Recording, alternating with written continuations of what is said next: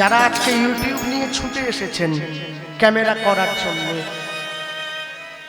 যে পর্যায়খানে আজকে গাইছি এতে হয়তো বিশেষ ভিউয়ার্স আপনাদের হবে না, কিন্তু একটা লাভ হবে কি জানেন, যতজন আপনাদের এই কীর্তনটা শুনবে ইউটিউবের মাধ্যমে সবার চোখে জল আসবে। আর আপনারা যারা ক্যামেরা করছেন, ভগবানের নাম প্রচার করছেন, সেটা অর্থের বিনিময়ে হোক চাই না অর্থের বিনিময়ে হোক, যারা ভগবানের নাম প্রচার করছেন, যত মানুষ আপনাদের এই কীর্তনটা শুনে চোখের জল ফেলবে, এতে দুজনের কল্যাণ। যারা যে চ্যানেল থেকে ভিডিওটা ছাড়া হবে সেই চ্যানেল মালিকের করুণা প্রাপ্ত হবে, আর আমি গাইছি আমি আশীর্বাদ পাবো। মনে রাখবেন, ঝাঁটা জুতোর গল্প কোনোদিন কীর্তন হয় না, অত ভিউয়ার্স পাওয়া যায়, আমি না বলবো না, অনেক লাখ লক্ষ লক্ষ ভিউয়ার্স, মিলিয়নের পর মিলিয়ন। হ্যাঁ, রাবণের কেন 10টা মুন্ডু, নারকলের কেন 6টা ফুটো, আরশোলা কি করলে চলে যাবে, কি করলে চিনিতে পিঁপড়ে লাগবে নি, এটা বললে কীর্তনীয়দের ভিউয়ার হয়, কিন্তু এটা তো জ্যোতিষীরা বলবে কি করলে দর্শকের শনি ছেড়ে যাবে, এই জন্য আমাকে আনা হয় না। ভগবানের কথা বলতে হবে, যে কথায় মানুষের প্রেম আসবে, যে কথায় সমাজ সংগঠিত হবে, যে কথায় হারিয়ে যাওয়া ডুবতে বসা সনাতন ধর্মটা আবার জেগে উঠবে, সেই কথা প্রচার করতে হবে। বিচার করিয়া মনে ভক্তি রস আস্বাদনে মধ্যস্থ শ্রী ভাগবত পুরাণ। ঠাকুর কে কে তুই? আমার পায়ে পড়লি কে রে? আগে আমি রঘুনাথ। হ্যাঁ, রঘুনাথ কোথায় থাকিস বাবা? আগে আমি এই আশ্রমে থাকি। তাই মানে তুমি তুমি সেই জমিদারের ছেলে, হিরণ্য গোবর্ধনের একমাত্র পুত্র? আগে হ্যাঁ। বাহ, তুমি আমার পায়ে পড়লি কেন বাবা? আচ্ছা ঠাকুর, তোমার নাম কি গো? রঘুনাথ দাস প্রশ্ন করছে। হরিদাস ঠাকুর বলছে আমার নাম হরিদাস, সবাই জানে, তুই জানিস না? বাহ, এই জগতে কেউ মায়ার দাস, কেউ গাড়ি বাড়ির দাস, কেউ ছেলে মেয়ের দাস, তুমি কি না হরির দাস? ভালো, তোমায় আমার বড্ড ভালো লেগেছে। আচ্ছা তুমি এই যে গোটা কপালে টপালে কি সব দাগ দাগ দিয়েছো, এগুলোকে কি বলে গো? এগুলোকে তিলক বলে রে, তৃতীয় লোক। ও দেখবেন, এই তিলক করেছি না, ওপর দিকে দুটো আছে, নিচের দিকে বাপটা আছে। এই যে তিলকটা আমাকে কি বোঝায়? আমি সারাদিনে যতবার এই তিলক করতে গিয়ে বসি, আয়নাটা নিয়ে হাতের সামনে তিলকটা করা মাত্রই এই তিলকটা আমাকে বুঝিয়ে দেয় মাতৃগর্ভে আর কতদিন। মাতৃগর্ভের মধ্যে ছিলাম এইভাবে, ওপরের দিকে দুটো পা দিয়ে, নিচের দিকে মাথা দিয়ে, ঊর্ধ্ব পদে হেট মুন্ডে, কর্ম বিপাকে গতাগতি পুনঃ পুনঃ রতিরহু দুয়া পর সঙ্গ। তিলকটা আমাকে মনে করিয়ে দেয় এমন কর্ম করবে যেন এই 84 লক্ষ জনি তোমাকে আর ভ্রমণ করতে না হয়। ভক্তমন্ডলী মায়েরা, রঘুনাথ দাস হরিদাস ঠাকুরকে বলছে, তুমি যার কথা বললে ও ঠাকুর, তুমি যদি দেখতে এত সুন্দর হও, যার কথা বললে সে তাহলে দেখতে কত সুন্দর। ওরে পাগল ছেলে, ওটা তো আমি জানি না। আচ্ছা, যে মানুষটার কথা তুমি আমায় বললে, তুমি কি পারবে সেই মানুষটার কাছে আমায় একবার নিয়ে যেতে? হরিদাস ঠাকুর বুঝে নিয়েছে, পূর্ব জন্মের থাকে যদি সুকৃতি সঞ্চয়, তবে তো এই জন্মে তার গৌর প্রেম উপজয়। বাহ, আমার কাছে আয়, বুকে জড়িয়ে ধরেছে। কি বললো জানো? সকলে শুনেছেন তো আপনারা? সাধু সঙ্গ সর্বশাস্ত্রে কয়, লব মাত্র সাধু সঙ্গ কৃষ্ণ ভক্তি প্রেম হয়। সাধু সঙ্গ যদি হরিদাস ঠাকুরের মতো সাধু হয়, আর কি না যেয়ে থাকে, বুকে জড়িয়ে ধরে বলছে, শোন রঘুনাথ, আমি তোকে আশীর্বাদ করলাম। মায়ের কোলে বসে আছে, মা গিয়ে ডাক্তার বাবুর চেম্বারে দাঁড়িয়ে বলছে, ডাক্তারবাবু আসবো নাকি? আসুন আসুন। আগে তো 500 টাকা দিতে হয়েছে, নাম লেখাতে হবে না, 500 টাকা ভিজিট। ডাক্তারবাবু চেম্বারে ঢুকে মা ছেলেটাকে কোলে নিয়ে বলছে, ডাক্তারবাবু আমার ছেলের একটা বড় রোগ আছে, ওটা ভালো করাবার জন্য এসেছি। ডাক্তার বলে, বলুন কি হয়েছে? না মানে বলছিলাম আমার ছেলেটা বড্ড চিনি খায়, ওটাই ওর রোগ, আর রোগ নেই। তো ডাক্তার বলে আপনার ছেলে চিনি খায়, তো আমার কাছে এসছেন কেন? বলে না, আপনার যে ইঞ্জেকশনের সিরিঞ্জটা আছে না, ওটা বড় ভয় পায়, ওটা দেখি একটু ওকে বলুন যে কালকে থেকে চিনি খেলে এইটা গায়ে ফুটিয়ে দেওয়া হবে, যদি একটু বন্ধ করে আর কি। ডাক্তার বলছে ফিজটা দিয়েছেন তো? বলে হ্যাঁ, আমি আগেই তো দিয়ে ঢুকলাম। বলে 7 দিন পরে আরেকবার আসুন। ছেলের মা তো বুঝতে পারছে না, মা মনে মনে ভাবছে আমি তো আর MBBS পড়িনি আর MDও নই, ডাক্তার পড়েছে উনি জানবে। 7 দিন পরে আবার ডেকেছে, 7 দিন পরে আবার 500 টাকা ফিস দিয়ে আবার গিয়ে ডাক্তারবাবু এসছে, নিয়ে আসুন নিয়ে আসুন নিয়ে আসুন। ছেলেটাকে কাছে নিয়ে গিয়ে বসিয়েছে, বলে এবারে তো কিছু বলুন। ডাক্তার বলছে দেখুন এত দূর যখন কষ্ট করেই ফেলেছেন, আর 5টা দিন পরে একটু আসুন, আরেকবার ফিস দেবেন। ও আবার 5 দিন পরে আবার ফিস নিয়ে আবার গেছে। ডাক্তারবাবু এইবারে ওকে সিরিঞ্জটা বের করে বলছে শোন, এই দেখেছিস, কাল থেকে যদি চিনির কৌটোর সামনে যাস না, এইটা গায়ে ফুটিয়ে দেবো রে। ও এবারে লুকিয়ে ওর মায়ের কোলে ঢুকে তো কাঁদছে। ওর মা ছেলেটাকে বাবার কোলে দিয়ে ডাক্তারবাবুকে বলছে আপনার যদি 1,500 টাকার এত দরকার ছিল, আপনি তো প্রথমবারে নিতে পারতেন, 3 বার ধরে ঘুরবেন কি জন্য? ডাক্তারবাবু বলছে আসলে দুঃখ করবেন না মা, আমি জানি 500 টাকা করে খসে গেছে তো একটু কষ্ট হয়েছে, তবে শুনুন আপনি যে ছেলেটাকে এনেছিলেন না, সত্যি কথা বলতে কি চিনি আমিও একটু বেশি খেতাম, তাই আমি নিজে তো চিনি খাওয়া কম করতে পারিনি, ওকে উপদেশ দিলে কি কাজ হবে? ওই জন্য এই 15 দিন ধরে আগে নিজে চিনি খাওয়াটা কম করলাম, তারপরে ওকে উপদেশ দিলাম। আপনি আচরিত ধর্ম জীবের শেখায়, আপনি না আচরিলে ধর্ম অপরের শেখানো না যায়। যে যেমন কর্ম করে আসিয়া এই চরাচরে, কর্ম অনুযায়ী ফল লয় পাইয়া মনুষ্য জন্ম। জীব যদি করে পশু কর্ম, পশুজনী হইবে নিশ্চয়। হরিদাস ঠাকুর রঘুনাথ দাসকে আশীর্বাদ করে দিয়ে চলে গিয়েছে, আর যেদিন থেকে চলে গেল সেই দিন থেকে রঘুনাথ দাস আর কারোর সঙ্গে কথা বলে না, একা একা বসে কাঁদে। সব সময় একটাই চিন্তা, গৌর গৌর গৌর গৌর গৌর গৌর গৌর গৌর গৌর। বিদ্যা শিক্ষা শেষ করে একটু একটু করে রঘুনাথ যখন যৌবনে পা দিল, রঘুনাথ দাস সংসারে ফিরে এসছে। বাবা জ্যাঠা দেখছে ছেলেটা বড্ড বেশি চঞ্চল ছিল, কিন্তু শান্ত হয়ে গেল। রঘুনাথ দাসকে কাছে ডেকে বাবা জ্যাঠা জিজ্ঞাসা করছে, রঘুনাথ তুমি এত চুপচাপ নীরব হয়ে গেলে কেন? রঘুনাথ দাস বাবার সামনে গিয়ে বলছে, বাবা আমার জীবনের একটাই উদ্দেশ্য, তোমরা আমাকে বিদায় দাও না, আমি গৌর চরণে যাই। খবরদার, সাবধান করলাম তোমায়, যা বললে বললে আর কোনোদিন যেন বলতে না শুনি। বাবা জ্যাঠা মিলে পাড়ার লোকদের সঙ্গে বসে একটা যুক্তি করছে। যুক্তিটা কি জানো? যুক্তিটা অন্য কিছু নয়, সবাই মিলে আলোচনা করছে, আচ্ছা রঘুনাথ দাসকে সংসারে মন বসাতে গেলে কি করতে হবে? ধরে বেঁধে একটা বিয়ে দাও,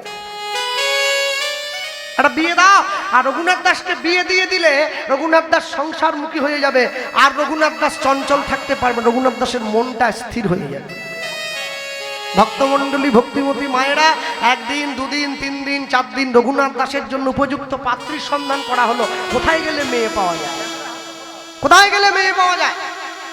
সবাই মিলে যখন খুঁজতে খুঁজতে ব্যতিব্যস্ত হয়ে পড়ল, হঠাৎ করে দেখতে পাচ্ছে প্রত্যেকদিন হিরণ্য গোবর্ধন দাসের গৃহে একটি বয়স্ক বিধবা মা আসতো, যে মায়ের নাম ছিল রেবতী দাস। রঘুনাথ দাসের ঘরটা পরিষ্কার করতে সেই মায়ের একখানি কন্যা ছিল, যে মেয়েটির নাম ছিল কমলা। আজকে যখনই রেবতী দাস ঘরে ঢুকে ঘরটা পরিষ্কার করছে, রঘুনাথ দাসের বাবা জ্যাঠামিল দুজনে গিয়ে দাঁড়িয়ে জিজ্ঞাসা করছে, রেবতী কালকে সকালবেলা তুমি একটু ঘরে থাকবে, আমরা 2 ভাই তোমার ঘরে যাব। পরের দিন সকালবেলায় জমিদার মশাই হিরণ্য আর গোবর্ধন দাস দুইজনে মিলে রেবতীর ঘরে গিয়ে উঠেছে। মনে রাখবেন, বড় লোকের বাড়িতে গরিব যদি আত্মীয় হয়ে যায় বড় লোক খুশি হয় না, কিন্তু গরিবের বাড়িতে বড় লোক যদি আত্মীয় হয়ে যায় গরিব বড্ড খুশি হয়। নিয়ে গিয়ে যখন দাঁড়িয়েছে, যখন নিয়ে গিয়ে উঠলো, পাদ্য অর্ঘ্য দিল, আসন দিয়েছে, বসতে দিয়েছে। আর জমিদার মশাই বসেই রেবতীকে বলছে, রেবতী তোমার একখানি কন্যা ছিল না? আছে তো, একবার ডেকে দাও না, একটু কথা বলি। মেয়েটা বেরিয়ে এসেছে, জমিদার মশাইকে প্রণাম করছে।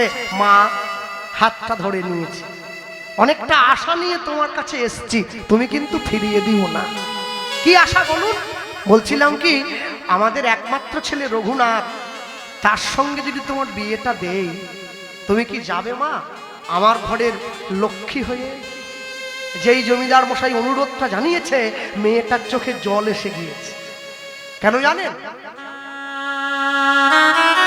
ভালো স্ত্রী পেতে গেলে যেমন ছেলেদের সৌভাগ্যের দরকার হয়, ভালো স্বামী পেতে গেলেও মেয়েদেরকে আরো সৌভাগ্যের দরকার হয়। রঘুনাথ দাসের মতো পণ্ডিত, রঘুনাথ দাসের মতো গৌর ভক্ত, রঘুনাথ দাসের মতো সুদর্শন উত্তম মানুষকে নিজের জীবনে স্বামী হিসাবে পাবে, এই আনন্দে মেয়েটির চোখে জল এসে গিয়েছে। এরপরে জমিদার মশাই বলে উঠলেন, শোনো রেবতী, তোমায় একটা কথা বলি, তোমার মেয়েকে একটু বোঝাও। মা কমলা, তোমাকেও বলছি, তুমি আমাদের ঘরে গিয়ে বাসন মাজতে হবে না, কাপড় কাচতে হবে না, ঘর মুছতে হবে না, একটা কর্ম করবে। কর্মটা কি জানো? তুমি লক্ষ্য রাখবে আমাদের ছেলে যেন কখনো কোনোভাবেই ঠাকুর ঘরে না যায়। অসম্ভব! আপনি কি বলছেন? ছুটে গিয়ে জমিদার মশাইয়ের পাটা জড়িয়ে ধরলো। আপনার দেওয়া কথা আপনি ফিরিয়ে নেন, আমি পারবো না। এই শুনুন, না না না, আপনার ছেলে যদি নেশা করতো, আপনার ছেলে যদি অসৎ সঙ্গ করতো, আমি ছাড়িয়ে দিতাম। আপনি কার কথা বলছেন? মদের নেশা, বিড়ির নেশা ধরলে তোমায় ছাড়ে, গৌর প্রেমের নেশা কাউকে যদি ধরে, তাকে কি রাখা যায় মায়ার সংসারে? কেউ তাকে রাখতে পারবে না। যারা বসে আছেন জ্ঞানী গুণীজন, শিক্ষিত সমাজ, the most educated person and the viewers, প্রত্যেকের অন্তরাত্মায় একটা প্রশ্ন করুন। কি প্রশ্ন? বৃন্দাবন থেকে কৃষ্ণ যখন চলে গিয়েছিল রাধারানীকে কাঁদিয়ে, কি বলে গিয়েছিল?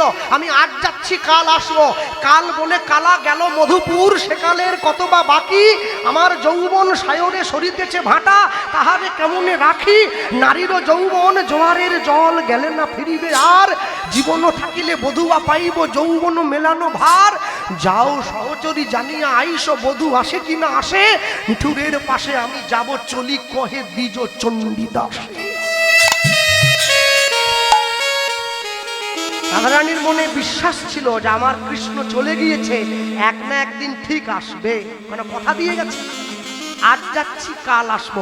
এইবারে জ্ঞানী গুণীজন সাধুগুরু বৈষ্ণব বিচার করে বলুন তো, নবদ্বীপ থেকে মহাপ্রভু যখন বিষ্ণুপ্রিয়াকে ছেড়ে চলে গিয়েছিল, এতটুকু কি আশা ছিল যে আমার প্রভু নবদ্বীপে আর ফিরে কোনোদিনও আসবে? এই জায়গাটা ধরতে হয়। বিষ্ণুপ্রিয়ার প্রেম অনেক বেশি গভীর, সারা জীবনের মতো ত্যাগ করে দিতে হয়েছে, কোনোদিন আসবে না। যা চলে গিয়েছে আর ফিরে আসবে না, এখানেই শেষ, কোনোদিন আসতে পারে না। যেদিন মহাপ্রভু বিষ্ণুপ্রিয়ার কাছে আপনারা সকলে জানেন তো, নিমাই সন্ন্যাসে শুনেছেন না? সচিমা যখন ছুটে যাচ্ছে নিমাই দেখার জন্য, সবাই ছুটে গেল, বিষ্ণুপ্রিয়ার অনুমতি ছিল না, বিষ্ণুপ্রিয়া গেল না। কেন? কেন অনুমতি নেই? নিজেদের গুরুদেবকে প্রশ্ন করবেন, কেন অনুমতি দেয়নি চৈতন্য মহাপ্রভু বিষ্ণুপ্রিয়াকে যে তুমি আসবে? কেন দেয়নি জানেন? সবাইকে বিষ্ণুপ্রিয়ার থেকে আলাদা করে দিয়েছে। সবাইকে আলাদা করে দিয়ে শান্তিপুরে অদ্বৈত আচার্যের ঘরে একজন গৌরাঙ্গ বসে আছে, যে হচ্ছে গৌণ, আর বিষ্ণুপ্রিয়ার ঘরের দরজায় একজন মহাপ্রভু চলে এসছে, যে হচ্ছে মুখ্য। সবার থেকে আলাদা করে না দিলে কি মনের মানুষের কাছে অনুমতিটা নেওয়া যায়? যখন সমস্ত নবদ্বীপ শূন্য হয়ে গেছে, মহাপ্রভু বিষ্ণুপ্রিয়ার কাছে দাঁড়িয়ে বলছে, বিষ্ণুপ্রিয়া আমায় অনুমতি দাও না, আমি সন্ন্যাসী হব। বিষ্ণুপ্রিয়া দেবীর মুখে কোনো ভাষা নেই, আমি তোমায় কি বলবো। হ্যাঁ, ইচ্ছা ছিল চিতে প্রেম আশা দিব, জানিবে জগজন, সেই ইচ্ছা মোর হইল না পূরণ, হইল যে অঘটন। কাঁদিয়া কাঁদিয়া পথে যাব চলি, নিমাই নিমাই বলি, আমি অধম দাস তম সন্তান সম, পূরবে মনেরও কলি। এ অধম শিরে করয়ে করাঘাত, করয়ে মৃদু ভাস, বলিতে বলিতে গলয়ে পাথর, ঝরয়ে লোচন দাস। বলার মতো ভাষা হারিয়ে ফেলেছে, নেই ভাষা নেই। বিখ্যাত গান ছিল, সকলে জানেন না আপনারা, কত দুঃখের হৃদয় বিদারক গান। গভীর হয় গো যেখানে ভালোবাসা, মুখে তো সেখানে থাকে না কোনো ভাষা। গভীর হয় গো যেখানে ভালোবাসা, মুখে তো সেখানে থাকে না কোনো ভাষা।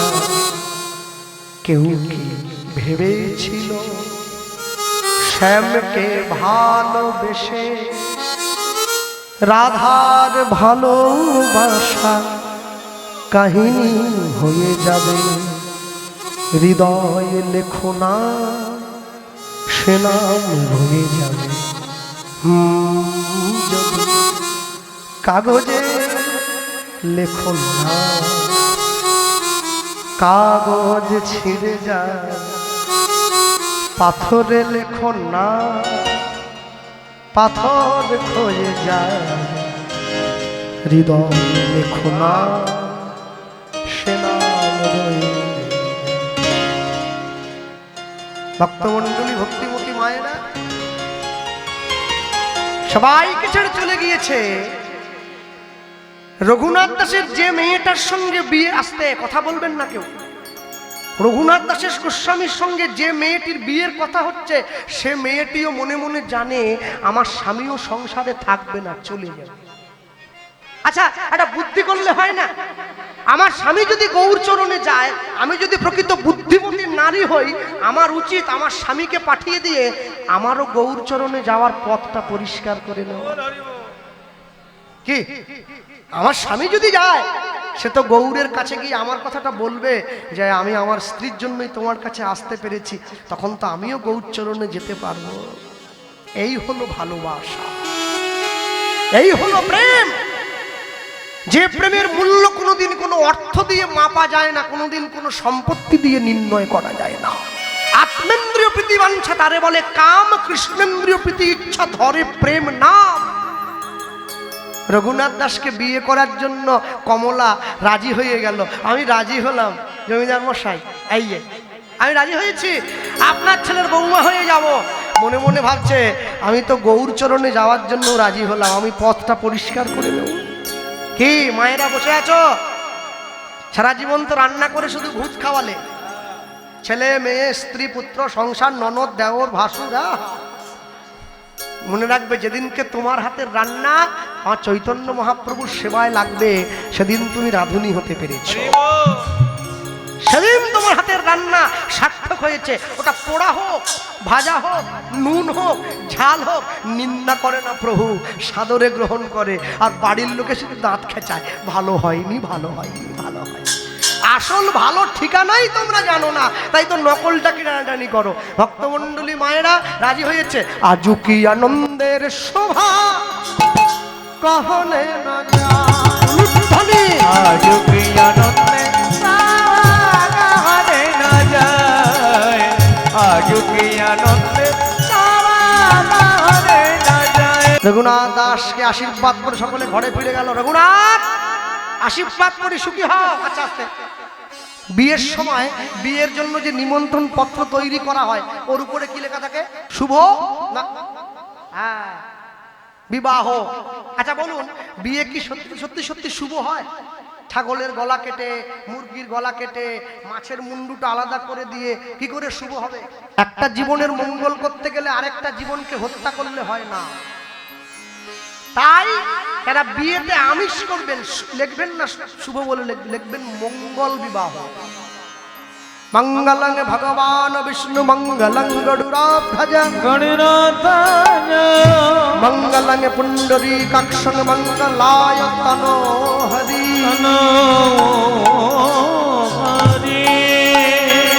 রঘুনাথ দাসের বিয়ে হয়ে গেল, সবাই রঘুনাথকে আশীর্বাদ করে ঘরে ফিরে গেল।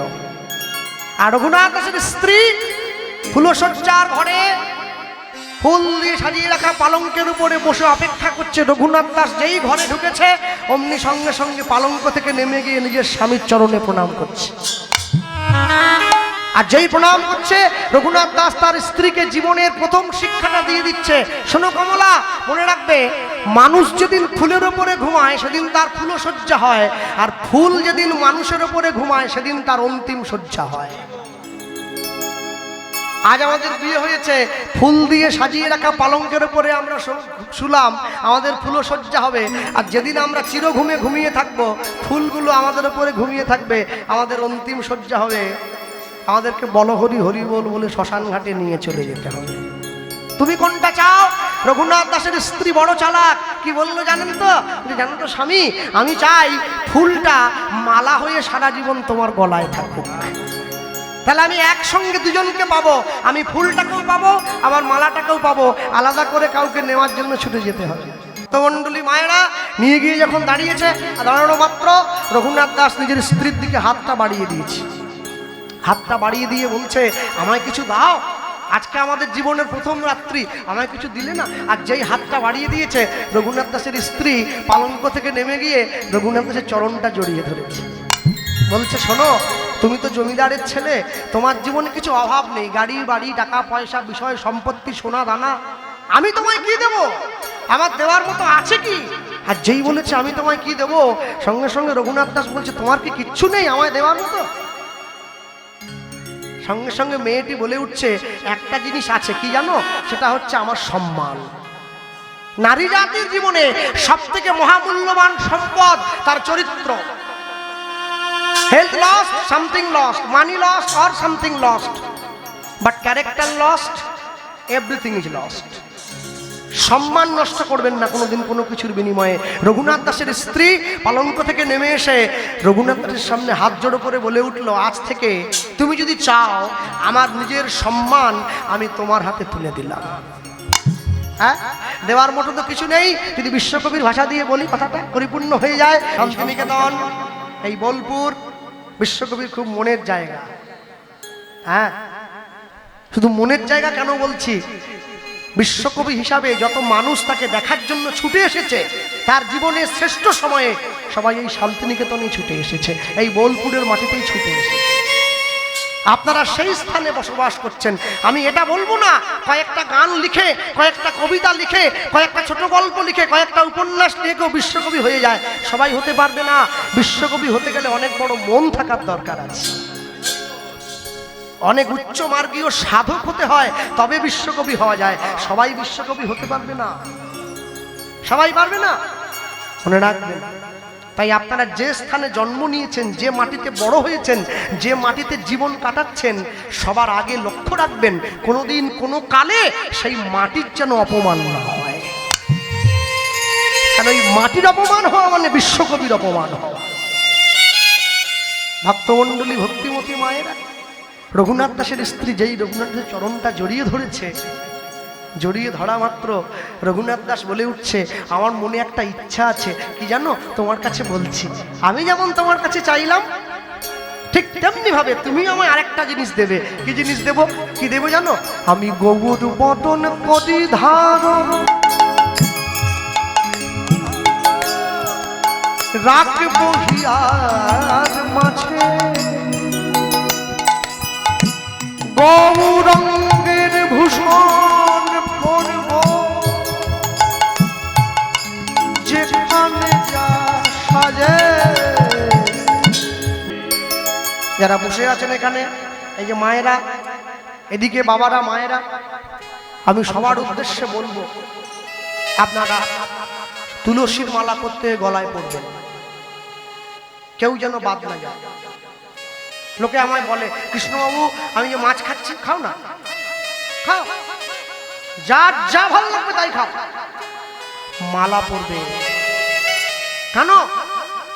লাইনে দাঁড়াও, তবে তো ডাক পাবে। যারা নিরামিষ খাচ্ছেন তারা মালাটা কণ্ঠের সঙ্গে লাগিয়ে পড়বেন, যারা আমিষ খাচ্ছেন কণ্ঠের থেকে নামিয়ে পড়বেন, তবে পড়বেন, পড়বেন, মালা পড়বেন। তুলসীর হার জেনা পরে ছাড়, বৃথা জন্ম গেল তার। সাতী নক্ষত্রে বৃষ্টি হলে সেই বৃষ্টির জল যদি হাতির মাথায় পড়ে গজমতি সৃষ্টি হয়, সেই বৃষ্টির জল ঝিনুকের মধ্যে পড়লে মুক্ত সৃষ্টি হয়, সেই বৃষ্টির জল সাপের মাথায় পড়লে মণি সৃষ্টি হয়, সেই বৃষ্টির জল বাঁশের মধ্যে গিয়ে পড়লে বংশলোচনের সৃষ্টি হয়, সেই বৃষ্টির জল হরিণের নাভিতে পড়লে কস্তুরীর জন্ম হয়, সেই বৃষ্টির জল গরুর শিঙের মাথায় পড়লে গোরচনার জন্ম হয়। সেই গোরচনা দিয়ে লিখে গৌর গোরচনায় গোড়া গোড়া লিখবো না গৌরে বড়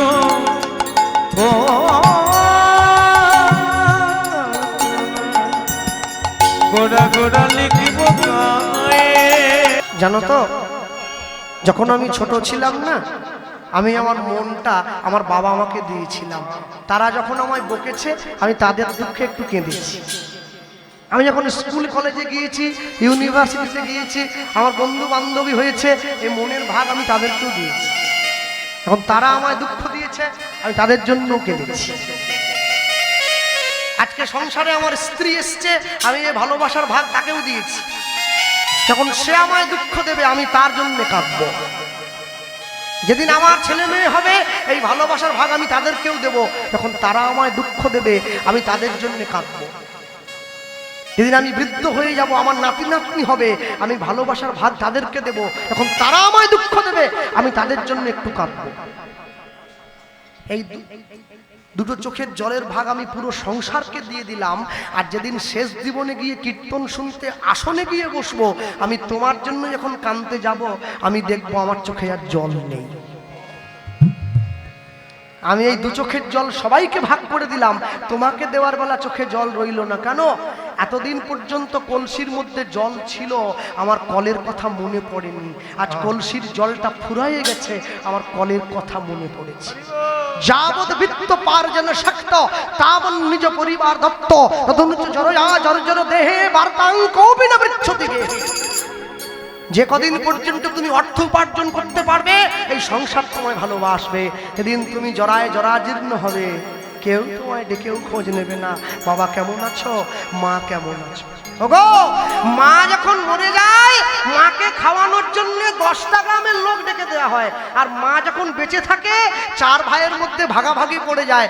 বড় ভাই বলে 1 মাস তোর কাছে, ছোট ভাই বলে 1 মাস তোর কাছে। বড় ভাই তো আগে জন্ম নিয়েছে, ওর বুদ্ধি একটু বেশি হবে না? ও তখন বলছে তাহলে যে মাসটা 29 দিনে হবে ওটা একদিন কম হচ্ছে, মা কোথায় খাবে? ও চালাক আছে।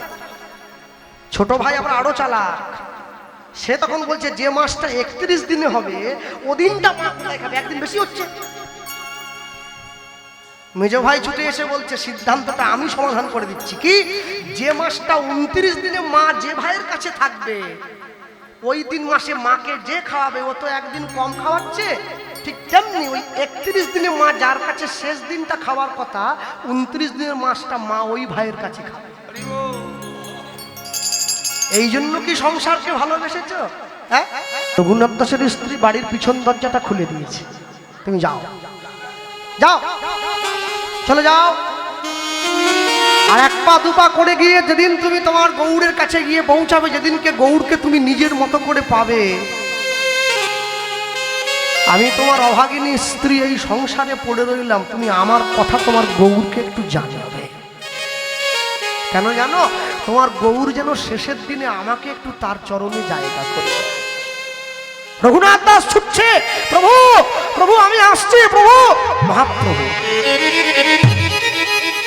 শান্তিপুরে রয়েছে অদ্বৈত আচার্যের ঘরে। রঘুনাথ দাস ছুটতে ছুটতে গিয়ে মহাপ্রভু চরণে পড়ল, প্রভু আমি এসেছি। কে? আমি আমি রঘুনাথ। ও রঘুনাথ, এসো এসো। হরিদাস সময় তোমার কথা বলেছে, জানো তো? কিন্তু রঘুনাথ, সময় না হলে তো কিছু হয় না বাবা। তো কথা বলছে কারা? সময় না হলে তো কিছু হয় না। সময়কে অপেক্ষা করো। যেদিনকে তোমার সঠিক সময় হবে আমি তোমায় নিজে ডেকে নেবো আমার কাছে, একটু অপেক্ষা করো রঘুনাথ। আর শোনো, সংসারে ফিরে যাও আর আমার কথাটা মনে রেখো। মহাপ্রভু রঘুনাথকে বললেন কি কথা? স্থির হইয়া ঘরে যাও, না হও বাতুল। ওগো স্থির হইয়া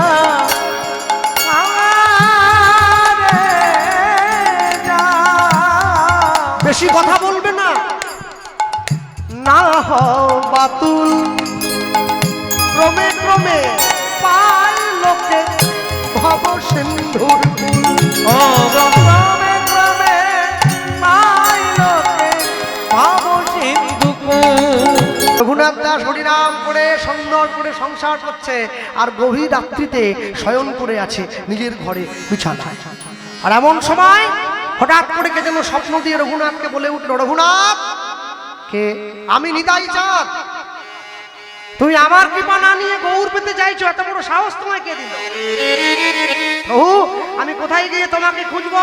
চলে এসো উত্তর 24 পরগনা গঙ্গার পাড়ে পানিহাটি বলে একটা জায়গা, আমি বসে আছি সেইখানে, আমার সঙ্গে দেখা করো। রঘুনাথ দাস ছুটছে কোথায়? নিতাই চাঁদের চরণে। বড় বুড়ো নিত্যানন্দ এই অবতারে জীবের চৈতন্য জানায় যারে, সে জানিবে তারে। রঘুনাথ দাস নিতাই চাঁদের চরণে পড়েছে, আর যেই চরণে পড়ল নিতাই চাঁদ রঘুনাথকে দেখেই প্রথমেই সম্বোধন করলো কি বলে? ভালো হইল চোরা আইলি দিদি দর্শন। ওগো ভালো হইল চোরাইলি দিদি দর্শন। ওরে ভালো হইল চোরা আইলি দিলি দর্শন।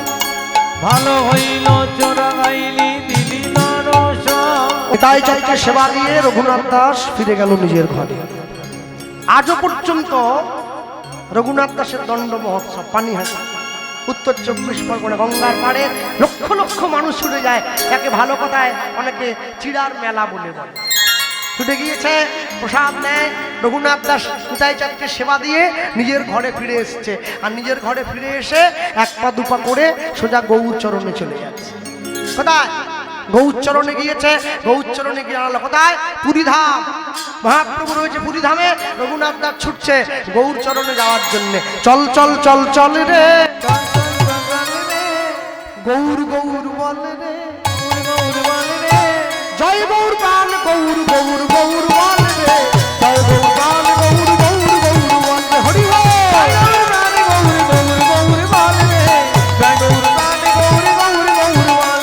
চল চল চল চল রে বদন ঘরে বল রে, জয় গৌর প্রাণ গৌর গৌর গৌর বল রে, জয় গৌর প্রাণ গৌর গৌর গৌর বল রে। উলুধ্বনি।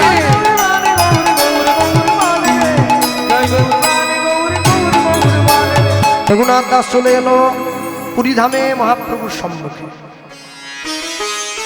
আস্তে কথা নয়, রঘুনাথ দাসকে সুস্থ করে তোলার দায়িত্ব কার উপরে পড়ল? স্বরূপ দামোদর বাবাজির উপর। ভক্তি জগতে বৈষ্ণব জগতে স্বরূপ দামোদর উল্লেখযোগ্য নাম, সবাই জানেন তাকে। আমি এ প্রসঙ্গে বলতে গিয়ে বলি, দেখবেন আমাদের এই সমাজে, আমাদের এই কীর্তন জগৎ, যারা কীর্তন শুনছেন দীর্ঘদিন থেকে, যারা কীর্তন করে অনেকে আছেন বসে এখানে, আমি একটা কথাই বলবো, দেখবেন এমন অনেক কীর্তনীয় রয়েছেন যাদের গানের গলাটা খুব সুন্দর, রেয়াজ করেছে তো অনেক, কিন্তু শাস্ত্র জ্ঞানটা ভালো নয়। কেন? রেয়াজ করেছে, বই পড়ার সময় হয় না। আবার এমন অনেক কীর্তনীয় আছে যাদের শাস্ত্রের জ্ঞানটা প্রচুর, কিন্তু গানের গলাটা ভালো নয়। কেন? বই পড়েছে, রেয়াজ করতে পারেনি। আর কিছু কিছু কীর্তনীয় আছে যাদের দুটোই খুব ভালো, জ্ঞানটাও প্রচুর, গানের গলাটাও সুন্দর। স্বরূপ দামোদর হচ্ছে সেই ব্যক্তি, সঙ্গীতে গন্ধর্ব সম, শাস্ত্রে বৃহস্পতি, স্বরূপ দামোদর সম নাই মহামতি। তা স্বরূপ দামোদরকে মহাপ্রভুর সেবার প্রসাদ এনে সুস্থ করছে রঘুনাথকে। আর সুস্থ যে করলো, রঘুনাথ দাস সুস্থ হয়ে উঠে মনে মনে চিন্তা করছে, আমি এখানে ঘুমোতে এসছি না, হ্যাঁ খেতে এসছি, আমি তো মহাপ্রভুর চরণে এসছি। পরের দিন সকালবেলা স্নান করে পুরীর জগন্নাথ মন্দিরের সম্মুখে গিয়ে দাঁড়িয়ে পড়েছে। জমিদারের ছেলে, দেখতে শুনতে ভালো, তিলক করেছে, পাঞ্জাবি পড়েছে, ধুতি পড়েছে, এইবার দাঁড়িয়ে ভিক্ষা করছে মহাপ্রভুর নামের উদ্দেশ্যে। দাঁড়িয়ে পড়ল আর দাঁড়িয়ে ভিক্ষা করছে। কি ভিক্ষা? অবতারের সার গোড়ায় অবতার, অবতারের সার গোনায় অবতার, অবতারের সার গোড়ায় অবতার, ওই নয় অবতারের সার গোনায় অবতার। জমিদারের ছেলে ভিক্ষা করছে, মানুষে এত ভিক্ষা দিয়েছে একবারে ওচাটা ভর্তি হয়ে গেছে। ভিক্ষার ঝুলিটা নিয়ে গিয়ে মহাপ্রভুর সামনে, প্রভু এই যে কত ভিক্ষা দেখো, আজ পর্যন্ত এত ভিক্ষা কেউ করেছে? মহাপ্রভুর সামনে গিয়ে যেই নিয়ে গিয়ে দাঁড়ালো, মহাপ্রভু রঘুনাথের দিকে তাকিয়ে একটু মৃদু করে হাসি দিয়ে মুখটা ঘুরিয়ে নিয়েছে। রঘুনাথ দাস বুঝে নিয়েছে মহাপ্রভু আমার ভিক্ষায় খুশি হয়নি। কেন? খুশি যদি হবে তাহলে প্রভু আমার দিক থেকে মুখ ঘুরিয়ে নেবে কেন? আর যেই মুখটা ঘুরিয়ে নিয়েছে, রঘুনাথ দাস খুশি হয়নি। মহাপ্রভু এই চিন্তা করে যা ভিক্ষা পেয়েছিল সব নিয়ে গিয়ে পুরীর সমুদ্রের জলে ছুঁড়ে ফেলে দিয়েছে। আর যেই ছুঁড়ে দিল, স্বরূপ দামোদর মহাপ্রভুকে গিয়ে বলল, প্রভু রঘুনাথ যা ভিক্ষা পেয়েছিল সব ছুঁড়ে ফেলে দিয়েছে। আর স্বরূপ দামোদর কি বলল? ভালো হইল রঘুনাথ ছাড়িল সিংহদ্বার, সিংহদ্বারে ভিক্ষা বৃত্তি রঘুনাথ দাসকে ডেকে বলল, রঘুনাথ শোনো, তুমি কাল থেকে ভিক্ষায় যাওয়া, কিন্তু ভিক্ষায় গিয়ে কারো কাছে কিচ্ছু চাইবে না, মানুষের দরজায় দাঁড়িয়ে হরিনাম করবে। কেউ যদি তোমায় হাত পেতে কিছু দেয় তবেই তুমি নেবে, আর না হলে তুমি নেবে না। পরের দিন সকালবেলা রঘুনাথ দাস ভিক্ষার ঝুলিটা কাঁধে নিয়ে স্নান করে, ভেবে দেখুন একবার, 100 কোটি টাকার মালিকের ছেলে সকালবেলা স্নান করে ভিক্ষায় বেরিয়ে গিয়েছে। ভিক্ষায় যাচ্ছে, কত বড় লোক, কাঁধে ঝুলি নিয়েছে, কাঁধে ঝুলি নিয়ে ভিক্ষার পুটুলি নিয়ে ভিক্ষায় যাচ্ছে। আসতে আমি একটা কথা বলি এই প্রসঙ্গে, যে গানটা এখন গাইব, এই গানটা ছোটকালে আমার মায়ের কাছে আমি শিখেছিলাম। এই যে বসে আছে আমার, কিন্তু মা এখন গান গায় না, ছেড়ে দিয়েছে। আজকে প্রায় 25 বছর, এখনো কিন্তু আমার ভুলটা ধরে কোথায় হচ্ছে। হ্যাঁ, আর যতদিন মা এই ভুলটা ধরবে, সে কদিনই আমার শেখার আগ্রহ থাকবে। যেদিন থেকে ধরবে না, শিখবো না। আমার মা শিখিয়েছিল এই গানটা, আমায় বলেছিল, মনে রাখো, যে গান গেয়ে তুমি নিজে আনন্দ না পাবে, সেই গান শুনে কেউ আনন্দ পায় না। আগে নিজেকে আনন্দ দাও, দেখবে ভক্তরা এমনি আনন্দ পাচ্ছে। ভেবে কেন মৌরিস রে মন, তোর যা তাই তো হবে, যে তোর আপন ভবে সেটুকু তো পরে রবে, যেটুকু তোর আপন ভবে সেটুকু তোর পরে রবে। ভেবে কেন কাঁদিস রে মন, তোর যা তাই তো হবে। সকালবেলা উঠে এক বয়স্ক ঠাকুমা সে ঘর দিচ্ছিল, নেতা মাটির ঘর দিচ্ছে। আর এমন সময় রঘুনাথ গিয়ে বড় কর্তালটা নিজের ঝুলি থেকে বের করে পেটাচ্ছে। ভেবে কেন মরিস, এই মালিক বাড়ি নেই। ভিখারি আসলে এমনিতেই মানুষের রাগ হয়, তার উপরে যদি আবার প্রশ্ন ভিখারি হয় তাহলে তো আরো মাথা খারাপ। যে মালিক সেই বলছে, কিন্তু মালিক বাড়ি নেই। কিন্তু মহাপ্রভু তো শিখিয়ে দিয়েছে, কিছু না দেওয়া পর্যন্ত সরবে না। ও কর্তাল পিটিয়ে গেয়েই যাচ্ছে। ঠাকুমা ওর নাতনিকে পাঠিয়ে দিয়েছে, যা তো যে লোকটা ভিক্ষে করছে ওকে একবারে ঝেঁটিয়ে দূর করে দিয়ে আয়। নাতনি এসে রঘুনাথ দাসকে দেখে বলে, ঠাকুর সুযোগ হোক আর না হোক তোমার সঙ্গে আমিও একটু। নাতনিও হরিনাম করতে লেগে, ঠাকুমা নেতা নিয়ে ঘর ঢুকছিল, নেতা বলি এতক্ষণ হলো ওরা গেল কোথায়? বয়স্ক মহিলা এসে দেখছে রঘুনাথ দাসের সঙ্গে আমার নাতনিও হরিনাম করছে। ওরা মুখ মিনসে কোথাকার, আমার নাতনিকে সাধু বানাবার চক্কর। হাতে নেতা ছিল, দিয়েছে ছুঁড়ে। যেই নেতাটা ছুঁড়ে দিয়েছে অমনি রঘুনাথ দাস ছুটে গিয়ে নেতাটা একবারে ডুবে নিয়েছে। কি বলছে? নেতা রে তোর ভাগ্য বড় ভালো, ভাগ্য বড় ভালো, এতদিন পর্যন্ত সংসারের ময়লা পরিষ্কার করেছিলি, আজ হতে তোকে নিয়ে গিয়ে আমি গৌর চরণ সেবার দায়িত্ব দেব। গৌর চরণ সেবার দায়িত্ব দেব। বয়স্ক মহিলা চিন্তা করছে বাবাজি তো মারাত্মক ব্যাপার। মনে রাখবে, যে ভগবানকে ভালোবাসে সে সবকিছুর মধ্যে ঈশ্বর দর্শন করে। মানুষের কাছে না চাইলে কেউ কোনোদিন ভিক্ষা দেয় না। একদিন, দুদিন, 3 দিন, 4 দিন, আজকে 7 দিন হয়ে গেল রঘুনাথ দাস একটা তিল পর্যন্ত পায় নাই যে পেটে খাবে। নিজের প্রাণ বাঁচানোর জন্য 8 দিনের দিন সকালবেলায় পুরীর জগন্নাথ মন্দিরের রান্নাঘরের পেছন দিকে গিয়ে দাঁড়িয়ে পড়ে। পুরী ধামে প্রত্যেক দিন রান্না হয়ে যাওয়ার পরে জগন্নাথ দেব যে প্রসাদ সেবা করেন, সেই প্রসাদটা বেশি হলে যখন মানুষকে বিতরণ করে দেয়া হয়, তারপরেও কিছুটা প্রসাদ যদি বেঁচে যায় ওটাকে জল দিয়ে রাখা হয়, যাকে আপনারা পান্তা বলেন। ওটাকে উড়িষ্যার লোকেরা বলে সরা ভোগ, সরা।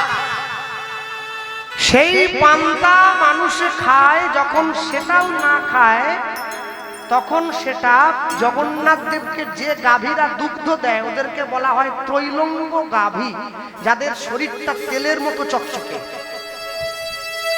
সেই গরুগুলোর মুখের সামনে ধরা হয়, তারাও যদি সেই পান্তা খায় তখন সেই পান্তা জগন্নাথ মন্দিরের ভোগ ঘরের নালা দিয়ে ভাসিয়ে পুরীর সমুদ্রের জলে পাঠিয়ে দেওয়া হয়। রঘুনাথ দাস সেই নালার কাছে গিয়ে দাঁড়িয়ে একটা একটা করে পচা অন্নের দানা, যা গরুতেও খায় না, ছেঁকে হাতে তুলেছে। 100 কোটি টাকার মালিকের ছেলে যা গরু খায় নাই সেই খাওয়ার জন্য হাত বাড়া, একে বৈরাগ্য বলা হয়। কোটি জন্মের থাকলে ভাগ্য, বিষয় ছেড়ে হয় বৈরাগ্য। সবার হবে না, সবার হবে না। মানুষ যখন মারা যায় পঞ্চায়েতের কাছে গিয়ে একটা ডেথ সার্টিফিকেট লিখে আনতে হয়, হলুদ রঙের লিখে দেয়। আমরা বেঁচে থাকতে থাকতে ডেথ সার্টিফিকেট কিনে রেখেছি। আপনি কিনেননি? কিনেছেন? আমি কিনিনি, আমার তো পয়সা নেই, কিনুন। আমি LICর কথা বলছি। বেঁচে থাকলে 20 লাখ, মরে গেলে 40। যেদিন থেকে বউ জানতে পেরেছে যে আমার স্বামী মরলে আমি 40 লাখ পাবো, ও প্রত্যেক দিন তুলসী তলায় প্রদীপ দেয়, ভগবানকে বলে আমার স্বামীকে তুলে নাও। ও মরলে আমি 40 পাবো, স্বামী গেলে স্বামী পাওয়া যায়, টাকা তো পাওয়া যাবে না।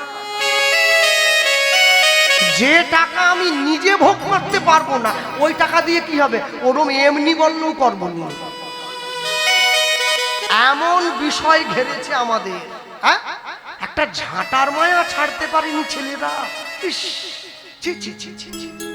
কোন জায়গায় গিয়ে দাঁড়ালাম? দোকানদারের কাছে গিয়ে দোকানদারকে যখন পয়সা দিচ্ছি ভালো করে মিলিয়ে দেখি 1 টাকা বলে আবার 2 টাকা চলে গেল নি তো। মনে রাখবেন, সারা জীবন যতই আমি ক্যাকড়ার মতো করে আঁচড়াই না কেন, মরার পরে কিন্তু কোমরের ঘুমসি পর্যন্ত কেটে নিয়ে নেবে, ওটাও সঙ্গে দেয় না। আমি বর্ধমানে এক জায়গায় কীর্তনে গিয়েছিলাম, কীর্তন থেকে নামার পরে খুব গরম ছিল তো, অনেক ভক্ত হয়েছিল আজকেরই মতো। তা এক বয়স্ক বাবা এসেছে, অনেক পয়সা তার। সে দেখি এসে, আমি তো ভিক্ষার ঝুলিটা পেতে যাচ্ছি, আমাকে একটা 100 টাকার নোট দিয়েছে। মিথ্যে কথা কেন বলে? কিরম করছে জানেন? বলে, কৃষ্ণবাবু যা গরম পড়েছে না, জীবনে করে জ্বলিয়ে গেছে। আমি চিন্তা করলাম গরম তো সবাইকে লাগছে, এইরকম করছে কি? ভালো করে তাকিয়ে দেখলাম বেটা একটা সোনার হার পরেছে গলায়, বুঝলেন? ওই বারবার ধরে জামার বোতামটা খুলে কলারটা সরিয়ে ওই হারটা আমাকে দেখাচ্ছে, মানে আমার তো হার নেই। তা আমি বললাম, কোনটার গরম, হারের না আপনার? বলে, দুটো দুটো দুটো। হ্যালো, শুনুন, ওই হারের গরম কিন্তু বেশি দিন থাকবে না। মরে যাওয়ার পরে বৌমা এসে হাত ছিঁড়িয়ে নেবে, সাবধান। তাই হারের গরম না দেখিয়ে কৃষ্ণ প্রেমের গরম দেখান, যে গরমটা থেকেই যাবে। মনে রাখবেন, হাতে আংটি থাকলে না, মরা যদি ফুলে যায়, ডোমকে বলে আঙুল কেটে আংটি বাইর।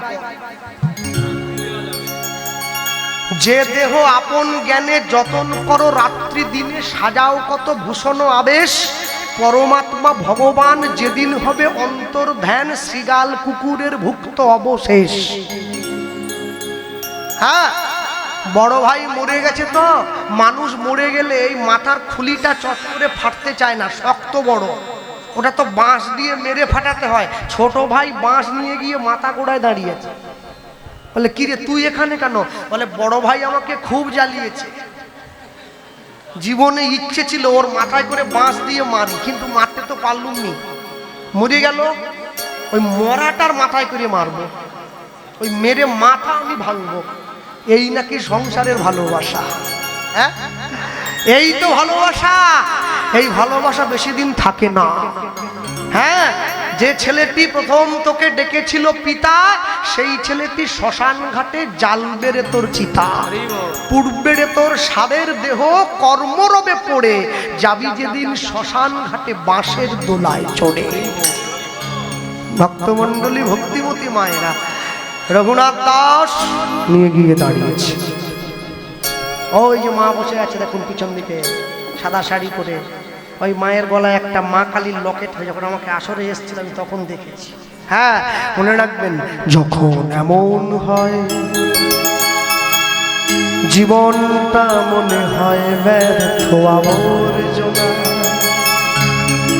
ভাবি গঙ্গায় ঝাঁপ দি, রেলের লাইনে মাথা রাখি, কে যেন হঠাৎ বলে, আয় কোলে আয়, আমি তো আছি, বললিটা কি মা গো, সে কি তুমি, সে কি তুমি, লাঞ্ছনা, শুধু লাঞ্ছনা, স্বজনের কটু গঞ্জনা, দিন রাত শুনে শুনে যখন সারাটা গায়ে আগুন জ্বলে, কে যেন হঠাৎ বলে, আয় বলে আয়, আমি তো আছি, বললিটা কি মা গো, সে কি তুমি, সে কি তুমি। ভক্তমণ্ডলী মায়েরা, যেই রঘুনাথ দাস সেই প্রসাদের দানাটা মাথার মধ্যে ঠেকিয়ে মহাপ্রসাদে গোবিন্দে নমো ব্রাহ্মণে বৈষ্ণবে স্বল্প পুণ্য পতাং রাজন বিশ্বাস নৈবজায়তে শরীর অবিদ্যা জাল ধরেন্দ্রিয় তাহে কাল তাহে ফেলে বিষয় সাগরে, বিষয় সাগরে, তার মধ্যে জিহাবতী লোভময় সুদূর মতি, তাকে যেতা কঠিন সংসার, কঠিন সংসারে। কৃষ্ণ বড় দয়াময়, করিবার জিহা জয়, সপ্রসাদ অন্ন দিল ভাই, অন্ন দিল ভাই, সেই অন্নামৃত পাও, রাধা কৃষ্ণের গুণ গাও, প্রেমে ডাকো চৈতন্য নিতাই, প্রেমে ডাকো, প্রেমে ডাকো চৈতন্য চৈতন্য এইবারে মহাপ্রভুকে নিবেদন করে রঘুনাথ যেই প্রসাদ মুখে নিতে গেল, মুখে নিতে গেল, অমনি মহাপ্রভু ছুটে এসে রঘুনাথের হাত খানা চেপে ধরিল। ধরি হলো চেপে ধরিল, বলি আমায় দে রে রঘুনাথ, আমায় প্রসাদ দে বলে হাত খানি চেপে চেপে ধরিল। কিন্তু পচা জিনিস তোমায় দেবো কি করে? দিতে যদি পারবি না তাহলে নিবেদন করলি কেন? ও এটা নিয়ম তো, তাই করেছে। নিয়ম যদি তাহলে আমায় দেবে। রঘুনাথ দাস দেবে না, আর মহাপ্রভু ছাড়বে না। রঘুনাথ দেবে না, মহাপ্রভু ছাড়বে না। রঘুনাথ দাসের হাত থেকে জোর করে প্রসাদটা কেড়ে নিয়ে মহাপ্রভু নিজের বদনে ভরে। এ তুমি কি করলে? 7 দিন আমি পেটে কিছু খাই নাই, এই পচা অন্নের দানা আমি হাতে তুলেছিলাম নিজের প্রাণটা বাঁচাবো বলে, তুমি সেটাও নেই। মহাপ্রভু রঘুনাথকে জড়িয়ে ধরে বলে, রঘুনাথ রে, রঘুনাথ রে, আমি মুখে দিয়াছি প্রসাদ কিন্তু সেবা করি না, সেবা করি না। মুখে দেওয়ার খাওয়া কি এখনো? আমি মুখে দিয়েছি কেন জানিস? যদি এই প্রসাদের মাঝে কোনো বিষক্রিয়া থেকে থাকে, থেকে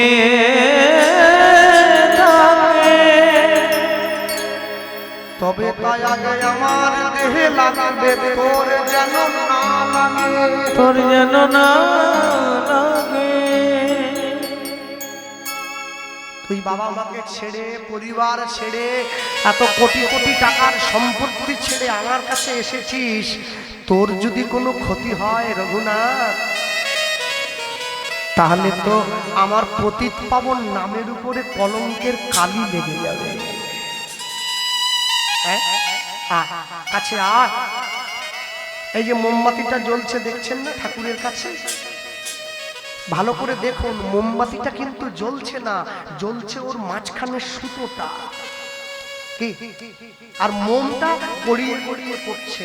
ভগবান প্রশ্ন করছে, জ্বলছে তো সুতোটা, তুমি কাঁদছো কিসের জন্য? সুতোটা তো জ্বলছে, তুমি কেন বলে তো? মোমবাতিটা উত্তর দিচ্ছে, প্রভু আপন ভেবে যাকে নিজের হৃদয়ে জায়গা করে দিয়েছি, সে যদি প্রতিটা ক্ষণে ক্ষণে আমার হৃদয়টাকে জ্বালিয়ে পুড়িয়ে ছারখার করে দেয়, তার জন্য কি অশ্রু না ঝরে থাকে?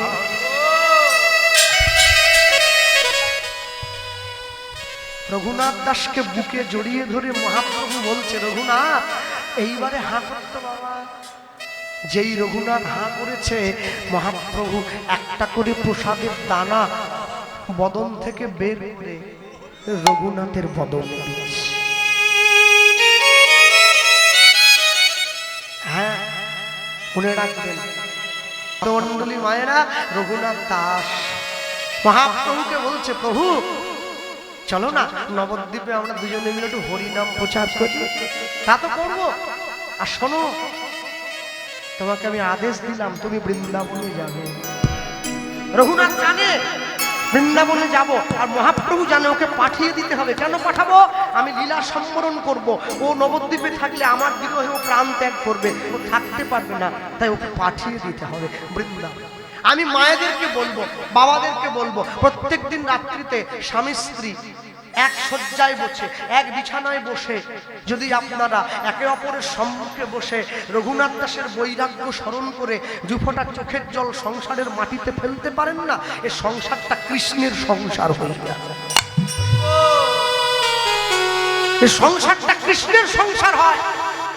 ভক্তি যখন ভোজনে প্রবেশ করে, ভোজন তখন প্রসাদ হয়ে যায়। ভক্তি যখন ঘরে প্রবেশ করে, ঘর তখন মন্দির হয়ে যায়।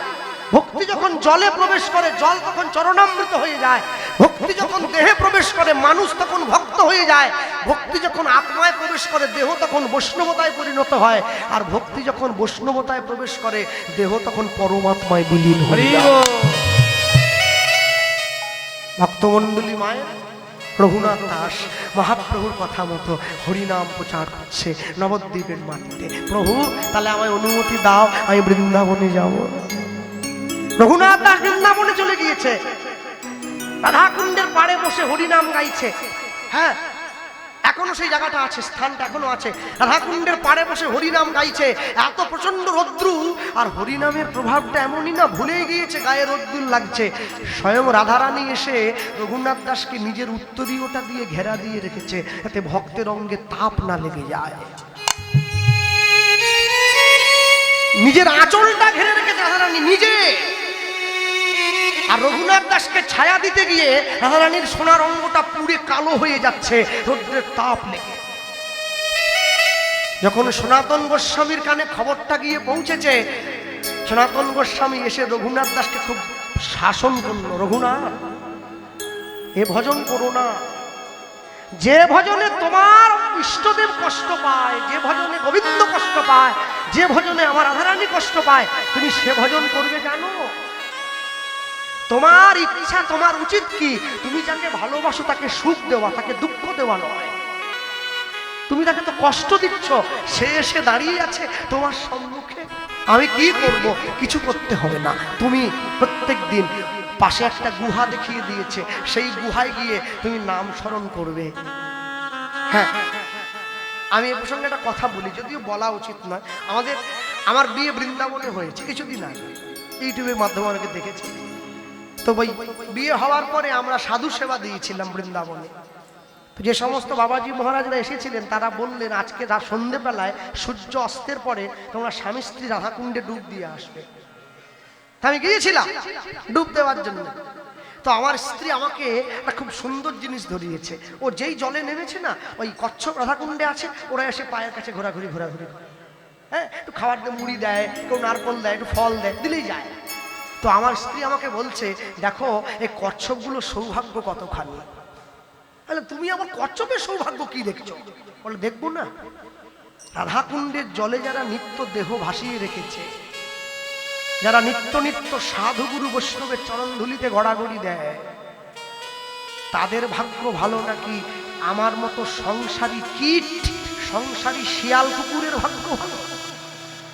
আমার উঁচু মাথাটা একবারও সাধু চরণে নিচু হয় না, বৈষ্ণব চরণে নিচু হয় না।